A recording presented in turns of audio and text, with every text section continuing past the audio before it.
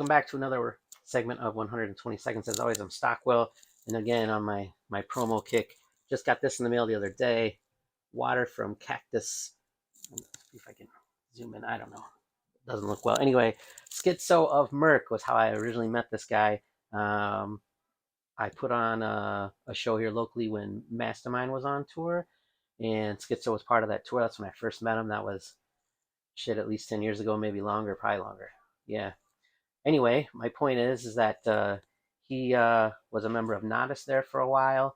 He has played several gatherings. He ripped up the fucking Nightmare stage last year on the first or second night. It was one of the highlight sets for me for sure. And now he has written this autobiography. I am 24 pages in, so I'm just starting it, but I respect the shit out of him, who he is as a person, what he does professionally, what he does as a musician. And so I'm really looking forward to reading more of that book. So again, just some promo for a friend of mine because I fucking feel like it. As far as the review this time around, it is an album called The Catacombs by the UndaGround Killaz. The album is from 2009.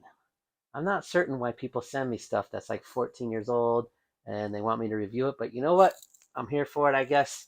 The members all are called Silence and Shock Someone. The group is called the UndaGround Killaz. That is some of the absolute most generic horrorcore shit I've ever heard as far as names and titles go. And you know what?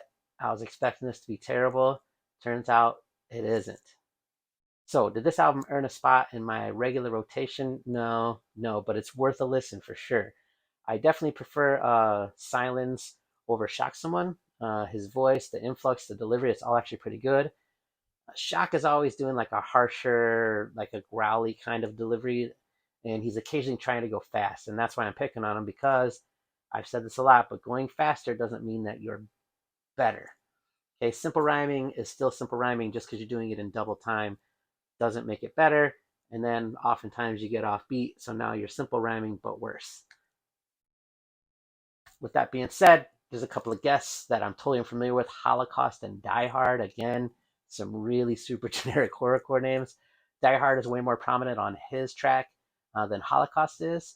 Specifically, that track is called Unidentifiable, and it's probably the best track on the album. A couple of the hooks are really terrible, and a couple of them are pretty good.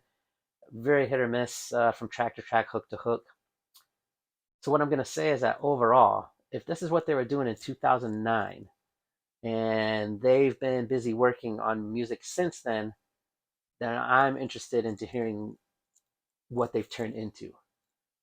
So I'm going to doubt that there's something new or that they've been active, given that they chose to submit this really old album for some reason.